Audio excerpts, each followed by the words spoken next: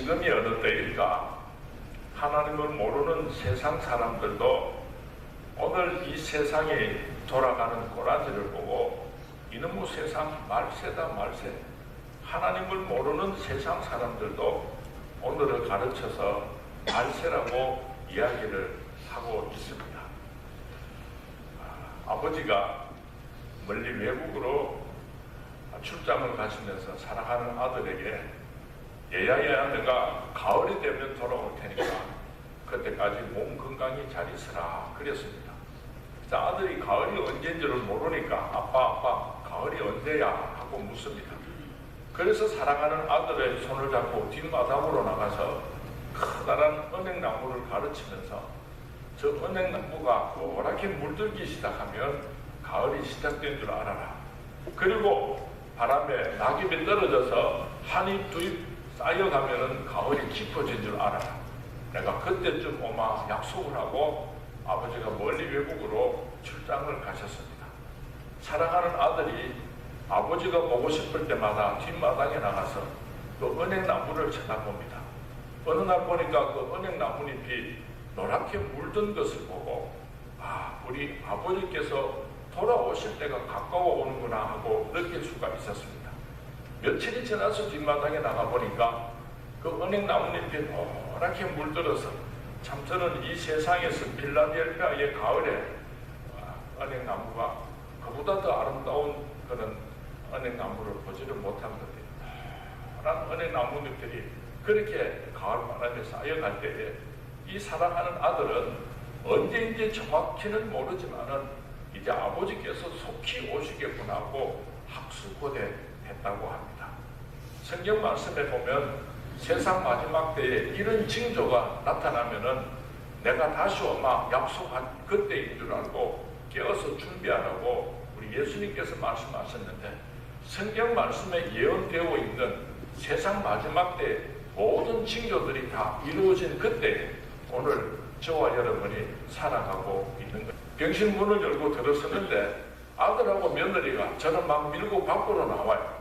깜짝 놀랐습니다. 왜 이러십니까? 왜 이러십니까? 그랬더니 우리 어머님이 간암으로 앞으로 3개월밖에 못 산다고 의사 선생님께서 말씀하셨는데 우리 어머님이 아직도 병명을 모르고 계시는데 혹시 목사님께서 무슨 말씀을 하시면 우리 어머님이 상처받아서 3개월도 못 사실지 모르니까 오늘 목사님께서 좀 모른 척 해주시면 우리가 기회를 봐서 말씀을 드리겠습니다. 그래서 약속을 하고 다시 병실로 들어가서 우리 권사님 옆에 앉아서 예배를 드립니다. 참 목사가 어렵습니다. 이럴 때 뭐라고 설교를 하면 좋겠습니까? 전 목사님은 이럴 때 무슨 한숨이 있어요. 아이고 권사님 3개월밖에 못 사신다는데 죽을 준비하십시오. 이렇게 말할 수도 없고 아이고 빨리 일어나셔서 건강하셔야죠. 뭐 이렇게 또 설교할 수도 없고 그래서 참 목사가 어렵습니다. 여러분 어떤 시골교회 장로님이 목사님이 설교하면은 속으로 나는 내가 하면 더 잘하지 그런 생각을 했던 모양입니다. 목사님께서 어디 출장을 가셔서 하는 수 없이 그 주간에 장로님께서 한번 설교를 하셔야 되겠는데요. 세상에 그거 한번 해보고는 시급을 하고는 그 다음부터는 목사님을 엄청 존경하게 되었다고 그런 무서운 이야기를 들은 적이 있습니다. 그래서 제가 얼렁뚱땅 그렇게 권사님 옆에 앉아서 예배를 드리고 마치고 나니까 권사님께서 제 손을 꽉 잡으시더니요. 목사님 제가 헛살하시. 그 권사님이 돈이 많은 과부이신데 내가 이때까지 헛살하시. 내가 이제 병에서 나와서 밖에 나가게 되면은 우리 교육자들 다 데리고 성지순례 가는데 내가 1,000만 원 내가 내놓겠습니다. 미국에 살고 있는 딸 집에도 갔다 오고 뭐 어디도 갔다 오고 한참 말씀을 하시는데 제가 속으로 대충 계산해 보니까 그거 다 하시려면 30년도 모자라겠는데 3개월도 못 살 사람이 그렇게 많은 계획을 가지고 계시던 그 권사님을 생각해 봅니다. 주님 오실 때가 가까웠습니다. 하나님을 모르는 세상 사람들도 이러고 세상 말세다 말세 우리가 세상 마지막 때에 살아가고 있습니다. 저와 여러분들이 세상 마지막 때에 어떻게 살아야 할 것인가 오늘 잠시 생각하며 은혜를 함께 나누기를 원합니다. 초대교회 성도님들은 다시 오마 약속하신 주님을 기다리면서 서로 인사하는 말이 있었습니다. 마라나타, 마라나타. 이 말씀의 뜻은 우리가 잘 알고 있지만은 주여 어서 오시옵소서 이런 뜻을 가지고 있습니다. 우리 한번 곁에 계신 분들하고 서로 축복하면서 인사합니다. 마라나타, 마라나타.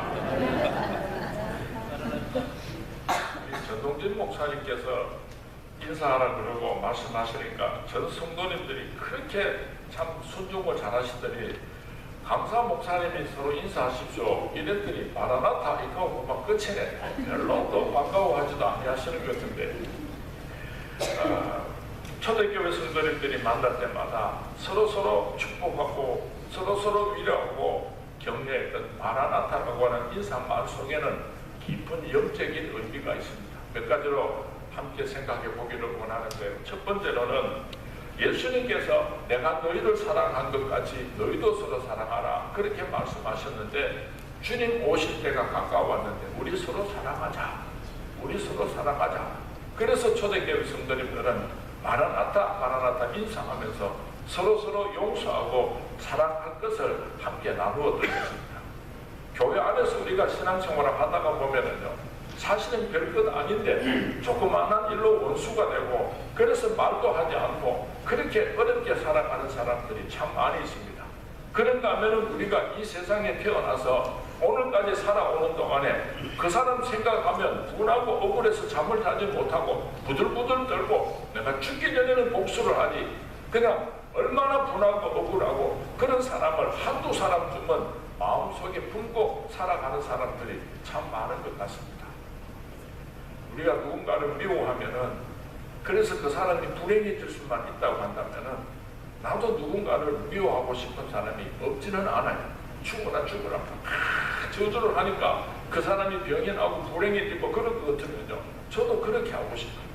그런데 누군가를 미워하고 원망하게 되면은 그 사람은 잘 먹고 잘 살고 아무것도 몰라요. 그렇게 미워하고 원망하는 마음을 내가 가지고 있으면 내가 불행한 거예요. 내가 은혜를 받을 수도 없고 내가 행복할 수도 없고 이 세상에서 가장 무거운 짐을 지고 살아가는 사람이 있다고 한다면 누군가를 원망하는 마음을 품고 살아가는 사람입니다. 수고하고 무거운 짐을 다 내려놓을 수 있기를 바랍니다. 서로 사랑하면서 살기도 아까운 세월을 왜 미워하고 원망하면서 살아가야지 됩니까? 누군가를 미워하면은요 내가 인격이 삐뚤어지고 내만 깊은 상처를 입게 되고 하나님의 은혜를 받을 수도 없게 되고 얼마나 불행해지는지 몰라요. 우리 주님께서 말씀하십니다. 원수 갚는 것은 내게 맡기고 서로 사랑해라. 서로 사랑해라. 우리 대한민국이 오래전에 IMF로 인하여서 참 경제적으로 어려울 때에 우리 대한민국 사람들 대단합니다. 누가 시키지도 않았는데 자발적으로 금을 모았습니다. 온 세상 사람들이 깜짝 놀랐어요. 야, 한국 사람들 대단하다. 어떻게 저렇게 자발적으로 금을 모을 수가 있는가? 그때 세상 사람들이 깜짝 놀랄 때 대한민국 국민들이 모았던 금덩어리가요 자그마치 5톤이었습니다. 금덩어리가 5톤이니까요 대단하죠. 성경 말씀에 예수님께서 1만 달란트를 탕감받은 사람이 100데나리온 빚진 자를 탕감해 주는 것이 마땅치 아니하냐 예수님께서 말씀하셨는데 1만 달란트가 금덩어리로 환산하면은요 얼마나 많이 되는가 하면은 14톤입니다. 아무도 놀라지도 않으십니까? 14톤이란 게요. 우리 대한민국 국민이 금덩어리를 모아서 온 세상 사람을 깜짝 놀라게 했던 것이 5톤에 불과한데 한 사람이 진 빛을 어떻게 그것을 금덩어리로 환산하겠습니까만은 억지로라도 환산을 하면은 14톤의 빛을 금덩어리 빛을 하나님께서 탕감해 주셨습니다. 여러분 하나님께서 우리를 얼마나 사랑하시는지를 알기를 원하는 사람은 내가 용서할 수 없는 사람을 용서해 주고 나면 그때 하나님의 사랑이 이런 큰 사랑이었구나 하는 것을 비로소 알게 해주십니다. 오늘까지 살아오면서 이민 오면서 한국 땅에서 내 모든 재산을 다 도둑질해가고 나의 명예를 멍치를 하고 잠을 잤다고도 분하고 억울해서 지금도 부들부들 잃어가는 사람이 있다면요 오늘 그 사람을 용서하는 날이 될 수 있기를 주님의 이름으로 부탁을 드립니다. 여러분 가정에서 어린 아이들이 손자 손자들이 자기들끼리 같이 놀다가 싸웁니다. 그래서 할아버지나 할머니가 야들아 너희들이 한 형제끼리 싸우면 되나? 싸우지 마라. 그렇게 달래니까 죽일 듯이 싸우다가 알았습니다 할아버지 하고 싸움을 그치고 자기 방으로 들어가면요 상당히 수준 높은 양반 집안인 줄로 믿습니다. 그렇죠? 그런데 할아버지가 야들아 누구 형제끼리 싸우지 마라 이러는데 나 할아버지를 쳐다보면서 할아버지요 어느 놈 속 뒤집어지는 거 몰라요? 계속해서 찢어고 뽑고 싸우면 이거 쌍놈의 새끼죠. 날 위하여 십자가에 못 박혀 죽으신 예수님께서 나를 살리려고 십자가에 못 박혀 죽으신 예수님께서 내가 너희를 사랑한 것 같이 너희도 서로 사랑하라 그렇게 말씀하시는데 교회 안에서 예수님요 모르면 좀 가만히 있어 어느 놈 속 뒤집어지는 거 몰라요 하고 계속 찢어고 뽑고 싸우면 이건 교인이 아니죠. 죽일 듯이 싸우다가 또 예수님 앞에 나오면은 손을 내밀고 내가 먼저 잘못했다고 그렇게 화해하고 서로 용서하고 오늘 성경 말씀 야고보서 5장 9절 말씀에 심판자가 문 밖에 서서 기다리시느니라. 서로 원망하지 마라. 심판받는 날이 온다고 오늘 성경 말씀에 기록하고 있습니다. 오늘까지 살아오면서 죽으면 죽었지 용서할 수 없다고 생각했던 그 사람을 용서하고 또 어떤 사람은 이렇게 말합니다. 자기가 먼저 찾아와가지고 한마디만 내가 잘못했다고 사고를 하면은 내가 다 용서해 줄 마음이 있습니다. 여러분 하나님께서 나를 언제 사랑하셨습니까? 내가 죄인 되었을 때. 내가 오늘도 죄를 지을 수밖에 없고 앞으로도 내가 죄를 지을 수밖에 없는 그런 연약한 인간인 것을 하나님께서도 아시고 나를 사랑하셨고 지금도 사랑하시고 앞으로도 사랑해 주실 것입니다. 저 사람이 내게 와서 사과를 하면 내가 저 사람을 용서해 줄 마음이 있습니다. 이것은 하나님의 사랑은 모르는 교만한 사람이에요. 내가 먼저 용서하면 내가 잘했음에도 불구하고 찾아가서 형제가 내가 잘못했습니다 하고 화해하면 하나님께서 기뻐하실 줄로 믿습니다. 사랑하는 자들아 우리가 서로 사랑하자. 사랑은 하나님께 속한 것이니 우리 그 뜻을 생각하면서 우리 같이 내가 미워하는 사람 우리 사모님 앉아주시고 준비하시는 동안에요. 제가 딸이 둘이 있는데 큰 딸은 제리고 둘째 딸이 애실입니다.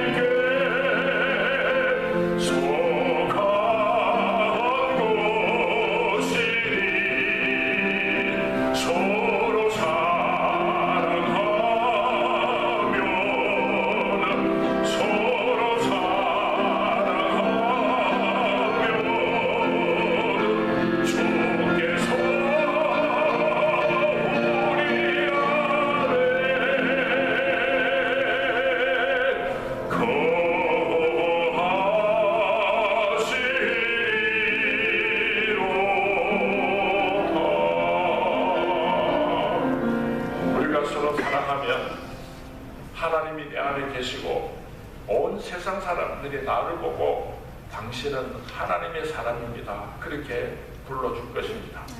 제가 딸이 둘이 있는데요. 큰 딸이 제니고 둘째 딸이 애실입니다. 애실이가 알라스카에서 태어나서 필라델피아에서 목회를 하다가 초등학교 1학년을 마치고 제가 한국으로 귀국하면서 큰 딸을 여기 남겨놓고 가고 둘째 딸은 데리고 나갔습니다. 그리고 이 둘째 딸이 잘 컸어요. 저는 목회한다고 바빠서 제대로 보살피지는 못했는데 중학교 3학년이 됐을 때 교회 제 사무실로 찾아왔어요.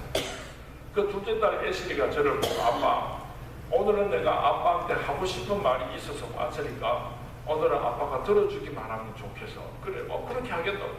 그래서 우리 딸이 자기가 목사 딸로 태어나서 또 미국에 살다가 한국에 나와서 공부하는 일이며 적용하는 일이며 그 모든 어려웠던 일들을 이제 이야기하기 시작을 하는 거예요. 제가 중간에 변명을 하려고 애쓰라 그거는 아니고 하고 제가 말을 하려고 하면요. 우리 딸이 아빠, 오늘은 내가 말하는 거야. 아, 그래, 알았어. 그래서 제가 4시간이 넘도록 우리 딸이 하는 이야기를 들었습니다. 그런데 그날 제가 너무나 큰 충격을 받았습니다.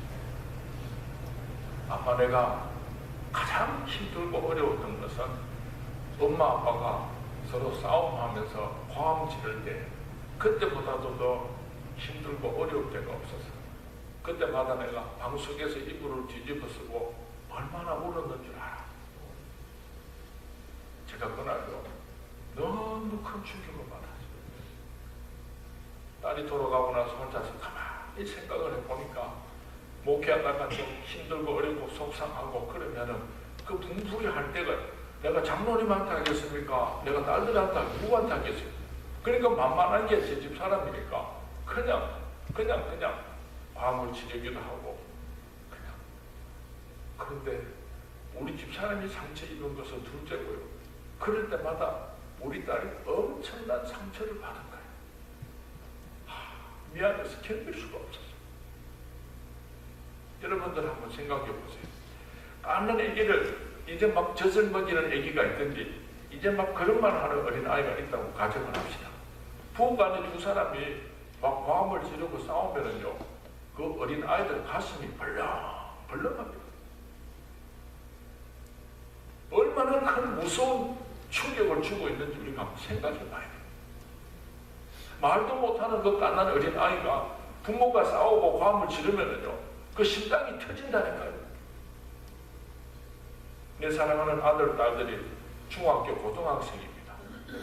부부간에 부부 싸움하면 칼로 물베기라고 금방 화해하면 되지만은 그때마다 부부 싸움하면 자식들이 죽고 싶은 거예요. 집에 살고 싶지는 않은 거예요. 내가 사랑하는 아들, 딸들이 이 세상에서 행복하기를 원하지 않습니까? 그러면 유산을 물려주는 거, 그거 좋은 교육 방법 아니에요. 좋은 학교 보내서 좋은 직장을 얻게 하는 것도 물론 좋지만 그 근본적인 방법이 아니에요. 남편과 아내가 어떻게 서로 사랑하고 섬기는지를 내 자식들에게 보여주는 겁니다. 자식들 앞에서 사랑을 고백하고 자식들 앞에서 서로 이렇게 안고 그렇게 행복하게 살아가는 모습을 어린아이들이 보면서 자라나면요, 그 아이들이 어른이 되어가지고 굶어 죽겠습니까? 미국 땅에 살면서 좀 잘 살고 못 살고 그것이 무엇이 그렇게 대단합니까? 서로 사랑할 줄 아는 것을 누가 가르칩니까? 가정에서 부모가 가르치는 겁니다. 얼마나 우리가 자녀들을 사랑합니까? 그 자녀들을 위해서 우리가 생명도 아끼지 않습니다. 내가 이번 수요일 되면은 에드몬턴으로 가게 되는데 그 에드몬턴에 가면은 남광진이라고 하는 제 친구가 있습니다. 지금부터 한 7, 8년 전에 에드몬턴 제1교회에 집회를 인도하러 가고 그 집에서 한 일주일을 머물면서 그때 제 친구랑 대학교 동기동창인데 교제를 나누었습니다. 그런데 그 집에 아들이 동우라고 하는 아들이요, 엄청나게 효자인 거예요. 대학생인데 그 아버지를 하나님처럼 존경하는 거예요. 하도 신기해가지고 하루는 그 와이프한테 제가 물었어요. 자, 동우가 어쩌면 저렇게 효자입니까? 예, 한국 슈퍼마켓을 하는데요.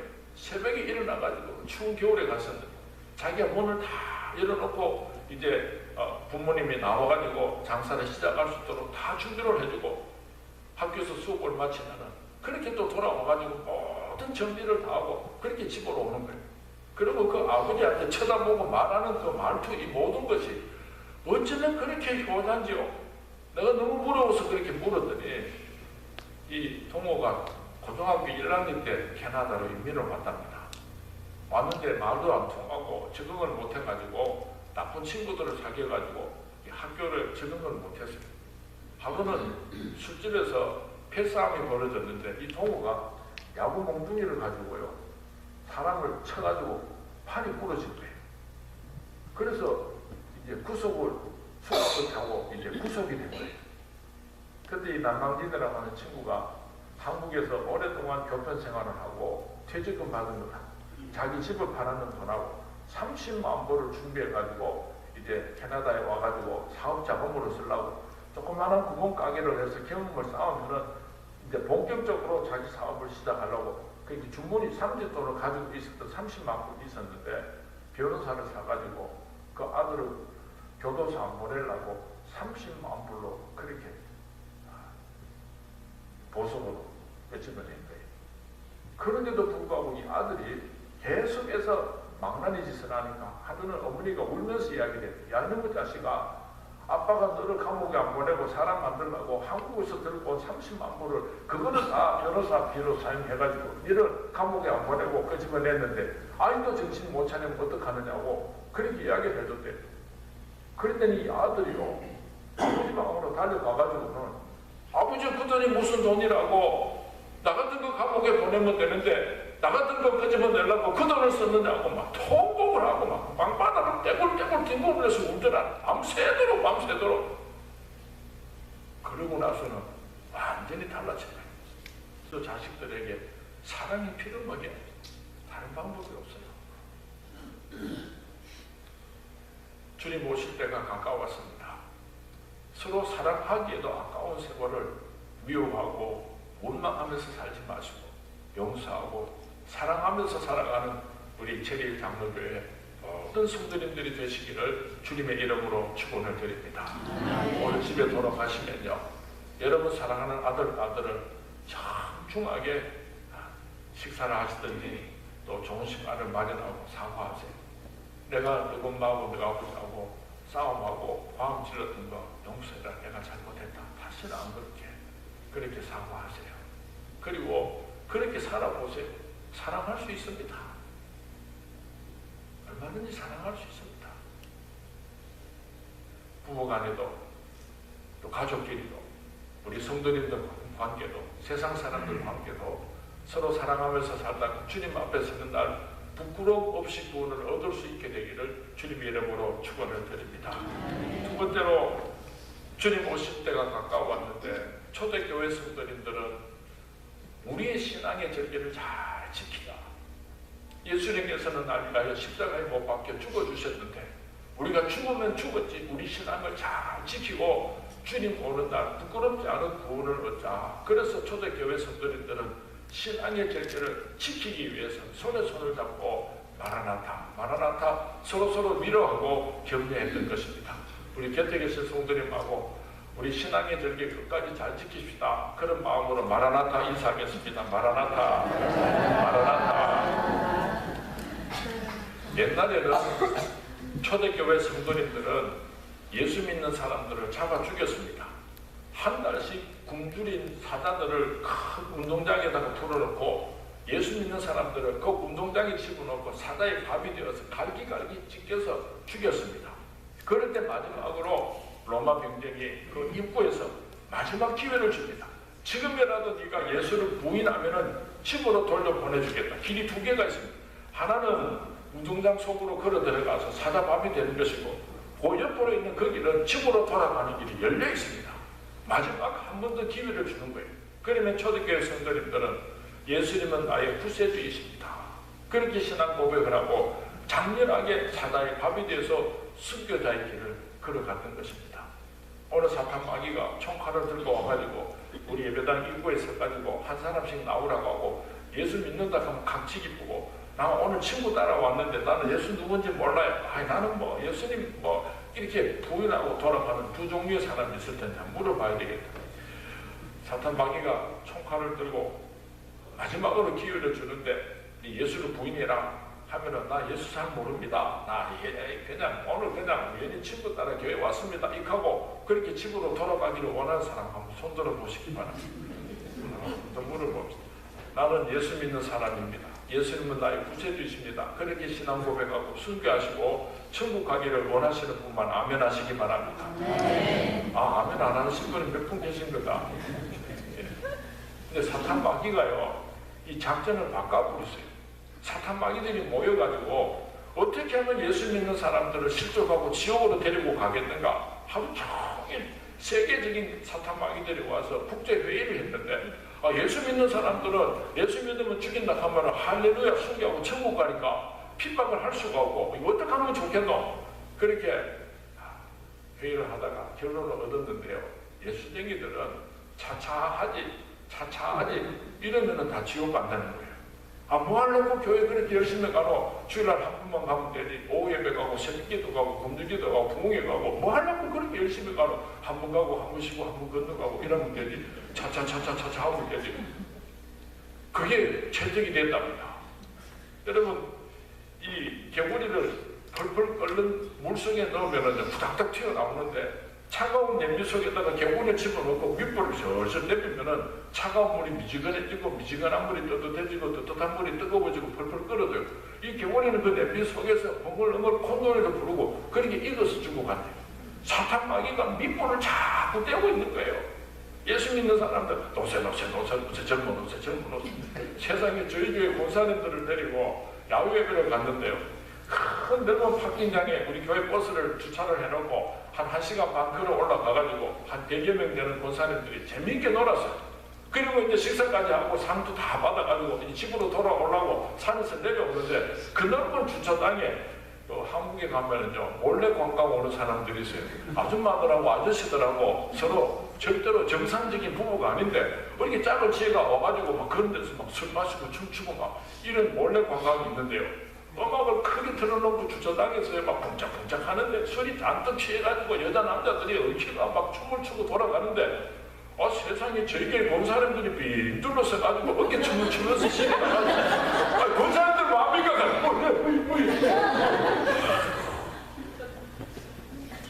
예수님께서 내가 다시 오면 참 믿음을 보겠느냐 하고 걱정하셨는데요. 저희들이 참 어려운 시대에 살아가고 있습니다. 우리 한국교회 성도님들이 얼마나 보수적인 아주 순결한 신앙을 가지고 있었습니까? 그런데 한국교회에 지금 큰일 났어요. 인본주의가 한국교회 안에 자꾸 밀려들어옵니다. 포스트 모더니즘이라고 꼭 뭐 예수만 믿어야지 구원을 얻나, 뭐 불교를 믿든지 뭐 어떤 종교를 믿든지 열심히 믿으면 결국은 천국 가서 만나는데 꼭 예수 아니라고 열심히 신앙생활하고 어떤 종교를 잘 믿으면은 그것이 곧 천국 가는 길이다. 이지라고 이런 말을 하는데요. 한국의 유명한 목사들도 오늘 내가 여기 나오는 거 보기에 마음이 편한 모양이에요. 웃지도 않으면 그럽니다. 그래서 한국 교회도 지금요 얼마나 위기를 맞이해야 돼요. 예수님 이외에 그 어떤 이름으로도 구원을 얻을 수 있는 이름을 하나님께서 주신 적이 없습니다. 예수님만을 통해서 우리가 그 구원을 얻을 수 있습니다. 믿으시면 아멘 하시고. 여러분 내가 오랫동안 신앙생활을 했습니다. 그래서 천국문이 내가 다다랐는데 한 사람 한 사람 내 이름을 부르고 천국에 들어가는데 그때 예수님께서 이렇게 말씀하십니다. 주여 주여 하는 자마다 다 천국에 들어올 것이 아니고 내 아버지 뜻대로 행하는 자라야 천국에 들어올 수 있다. 이 주님의 뜻대로 행하는 것이 무엇입니까? 예수님 이외에는 구원을 얻을 수 있는 얼음을 주신 적이 없는데 어떠한 다른 신을 믿고 와가지고 그 앞에서 자기가 천국 들어가려고 그러면 그 사람이 천국에 들어갈 수 있겠습니까?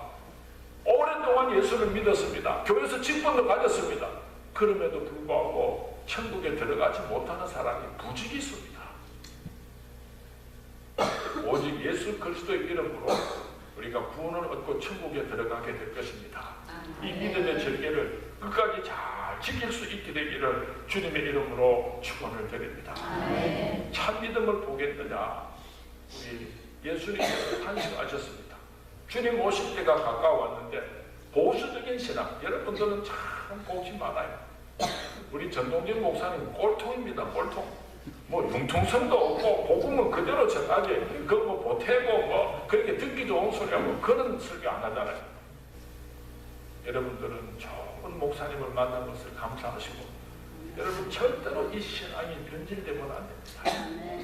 주님 오실 때 구원을 얻을 수 있는 아름다운 믿음의 주인공들이 될 수 있기를 주님의 이름으로 축원을 드립니다.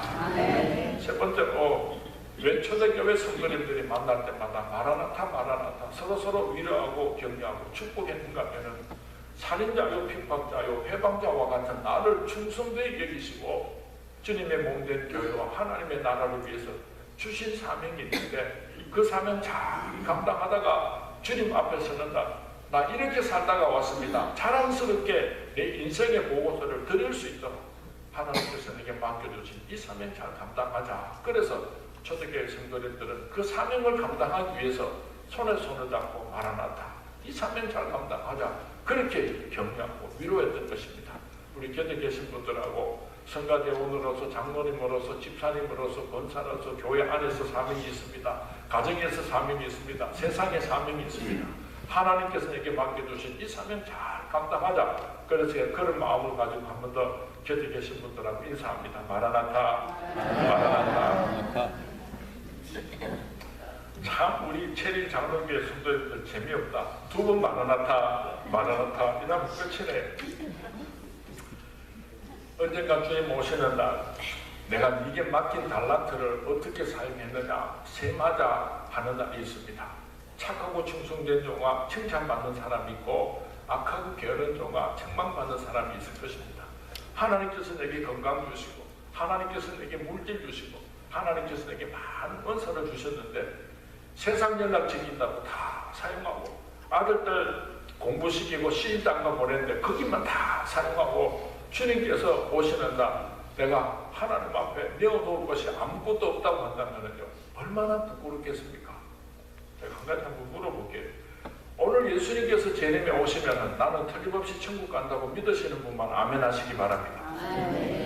반백이 아멘 안 합니다. 다시 한번 오늘 예수님께서 제림에 오시면 나는 무조건 천국 간다고 확실하게 믿으시는 분만 아멘 하시기 바랍니다. 여러분 속지 마시고 잘 들으시기 바랍니다. 하나님이 세상을 이처럼 사랑하사 독생자를 주셨으니 누구든지 저를 믿는 자마다 멸망치 않고 영생을 얻게 하려 하십니다. 예수 믿으면 다 천국 들어갑니다. 믿으시면 아멘 하시기 바랍니다. 5년을 믿었느냐 10년을 믿었느냐 하루를 믿었느냐 아무 상관이 없습니다. 예수를 믿은 사람은 누구든지 다 천국 들어갑니다. 우리가 예수 믿으니까요 오늘 이 자리에 계신 분은 단 한 사람도 지옥 들어갈 사람이 없습니다. 그런데 중요한 것은 다 천국 들어가는데 천국에서 상급이 서로 다릅니다. 예수 믿으면 다 천국 들어가는데 천국 들어가서 그 상급이 서로 다릅니다. 고린도전서 3장 12절에서 15절 말씀에 보면요 이런 재미있는 말씀이 기록되어 있습니다. 누구든지 이 세상에 사는 동안에 다 집을 짓는데 어떤 사람은 금이나 은이나 보석으로 집을 짓는 사람도 있고 어떤 사람은 나무나 짚으로 집을 짓는 사람이 있는데 불로서 공력을 시험하는 날 심판의 날이 임할 때에 금이나 은이나 보석으로 집을 지은 사람은 불에 타지 않으니까 영광스러운 구원을 얻게 되지만은 나무나 짚으로 집을 지은 사람은 주님께서 재림하여 오셔서 불로서 심판하실 때 그 다 타버리니까 구원을 얻지만은 수치스러운 가운데 구원을 얻는 자들도 있느니라. 그런 성경 말씀이 있습니다. 한번 생각해 보세요. 주님께서 다시 오시면 나는 금이나 은이나 보석으로 그런 반석 위에 집을 짓는 삶을 살아가고 있는가?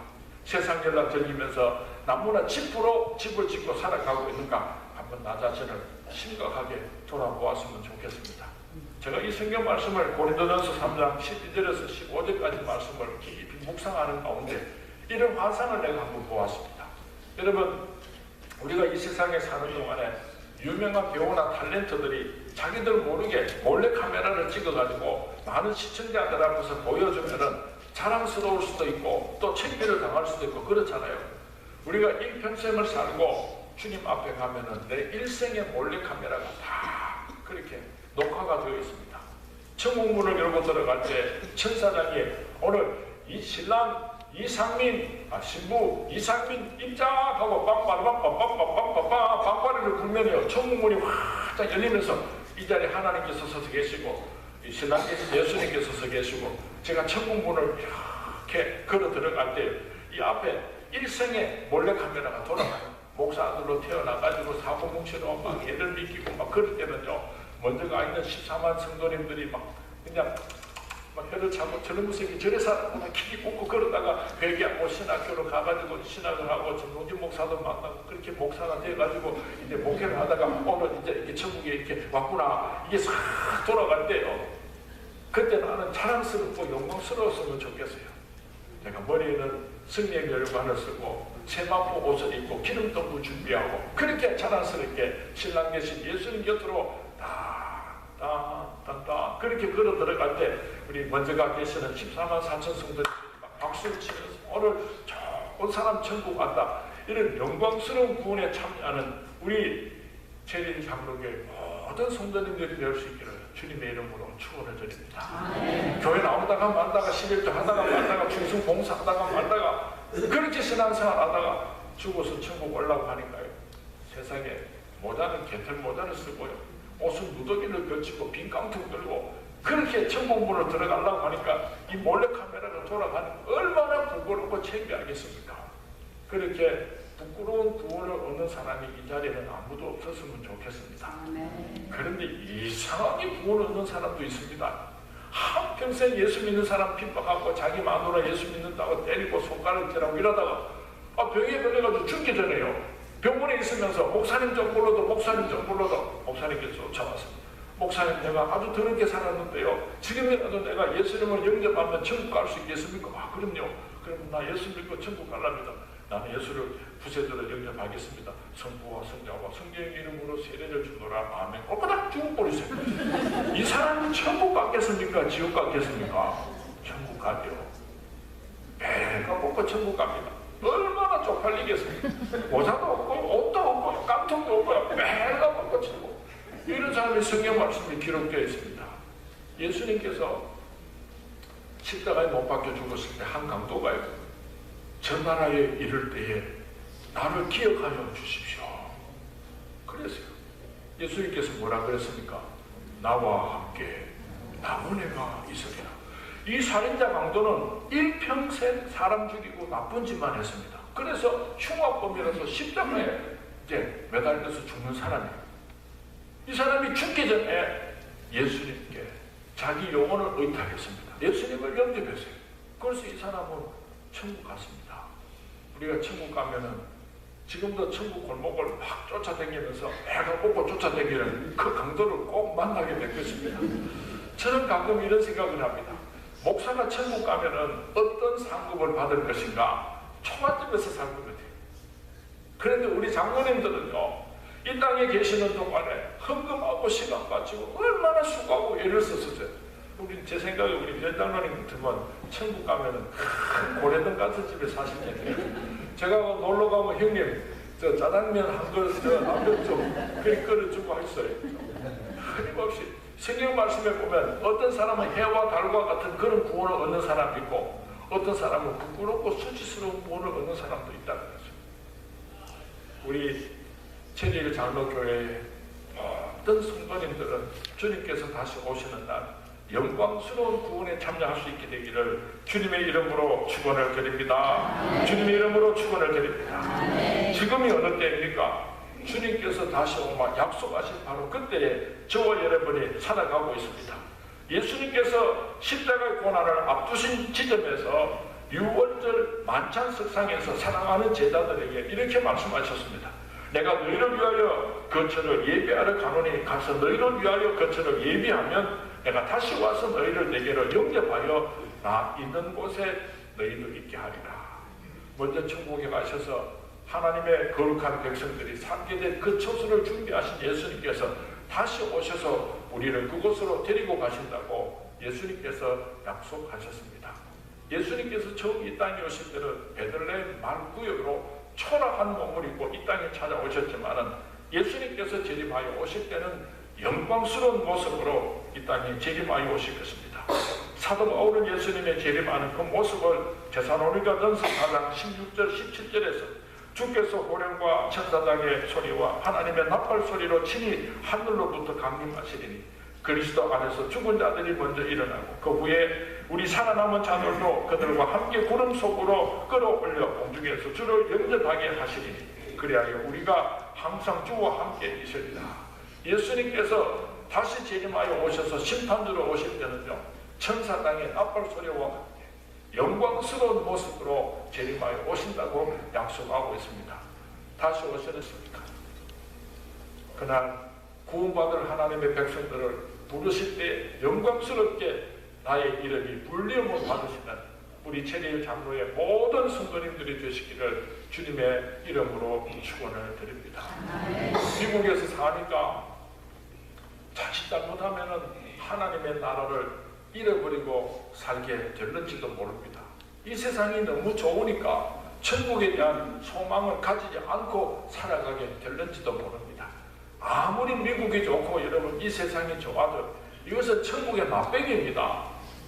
찰나와 같은 이 세상 속에서 잠깐 누리는 그 낙을 좋아하다가 천국에 들어가지 못하면 얼마나 불쌍합니까? 죄 많은 이 세상은 내지 아니되 내 금은 보하는 저 하늘에 있네. 저 천공문을 열고 나를 부르네. 나는 이 세상에 정들 수가 없도다. 이 땅에 사시면서도 영원한 하늘나라 저 천국에 표대를 꽂아놓으시고 그 나라를 향하여서 매일처럼 전진하시는 우리 체리에게 모든 성도님 되시기를 주님의 이름으로 축원을 드립니다. 주님 오실 때가 가까웠습니다. 세상 사람들도 말세라고 이야기하는 그때에 저와 여러분이 살아가고 있습니다. 어떻게 살면서 다시 오실 주님을 기다리겠습니까? 서로 사랑하면서 삽시다. 믿음의 절개 끝까지 잘 지키면서 사십시다. 충성되게 여기시고 내게 부탁하신 그 거룩한 사명 잘 감당하면서 사시다가 주님 오시는 날 영광스러운 구원에 참여하시기를 주님의 이름으로 축원을 드립니다. 주님의 이름으로 축원을 드립니다. 설교를 다 말씀을 드렸는데요, 한 가지 제가 꼭 생각이 나서 덤으로 말씀을 드립니다. 우리를 충성되게 여기시고 하나님께서 우리에게 부탁하신 내 몫의 십자가가 있습니다. 불평하지 마시기 바랍니다. 왜 다른 사람에게는 저렇게 작고 이쁜 십자가를 주셨는데 내게는 이렇게 무겁고 큰 십자가를 주셨는가? 불평하지 마시기 바랍니다. 그 십자가는요, 내가 불평하면 더 무겁고 더 커집니다. 그러나 그 십자가를 내가 사랑하면은요, 그 십자가는 더 가벼워지고 영광스러워지는 십자가가 되는 것입니다. 그리고 그 십자가가 나를 천국으로 인도하는 길잡이가 될 것입니다. 성경 말씀에 보면은 가장 무거운 십자가를 지고 갔던 한 사람을 소개합니다. 구레네 사람 시몬이라고 하는 사람입니다. 예수님께서 십자가를 지고 골고다 언덕을 올라가시는데 그 채찍에 맞으시고 피땀을 다 쏟으시고 그 십자가를 지고 올라가는 것이 불가능해 보이니까 누군가가 예수님의 십자가를 대신 짊어줄 사람을 찾아보게 되었습니다. 한 건장한 사나이가 있었습니다. 그 로마 병력은 네가 나와서 예수님의 십자가를 대신 지라고 요구를 합니다. 수많은 사람들이 수군거리기 시작합니다. 원래 십자가는 살인자가 지는 사형틀인데 저 사람이 십자가를 지는 거 보니까 저 사람도 사람을 죽인 모양이지, 죄가 있으니까 십자가를 지지 죄가 없는데 왜 십자가를 줘? 무슨 죄를 지었는가? 수많은 군중들이 수군거리기 시작합니다. 메추엘이라고 하는 신학자가 추석을 하기를 구레네 사람 시몬은 2번을 통곡하면서 울었을 것이다 그랬습니다. 일평생 2번 통곡하면서 울었는데 첫 번째 통곡은요, 너무 분하고 억울해가지고 내가 무슨 죄를 저질렀다고 그 수많은 군중들이 예수님께서 십자가를 지는 모습을 구경하러 올 때 자기도 구경꾼으로 나갔다가 얼떨결에 그 예수님의 십자가를 대신 짊어지고 온 세상 사람들에게 조롱과 손가락질을 받았으니까 너무 분하고 억울해가지고 왜 내가 이 십자가를 져야 된단 말인가? 그래서 통곡하면서 울었을 것이다 그랬습니다. 두 번째 눈물입니다. 그 십자가의 의미를 알게 되었을 때 영원히 죽을 수밖에 없는 나를 살리려고 이 땅에 오신 예수님의 그 십자가의 한 모퉁이를 나 같은 것이 짊어지게 되었다는 것을 알게 되었을 때 올 인류를 구원하기 위해서 사람의 몸을 입고 이 땅으로 찾아오신 예수 그리스도 메시아 그분의 십자가의 한 모퉁이를 나 같은 것이 짊어지게 되었다는 것을 알게 되었을 때 너무나 영광스러워서 어찌 감히 나 같은 것이 통곡을 하면서 울었을 것이라고 메추엘이라는 신학자는 추측을 했습니다. 사랑하는 성도님 여러분, 너무 힘들어하지 마시기 바랍니다. 감당할 수 있다고 하나님께서 인정하시고 주신 십자가입니다.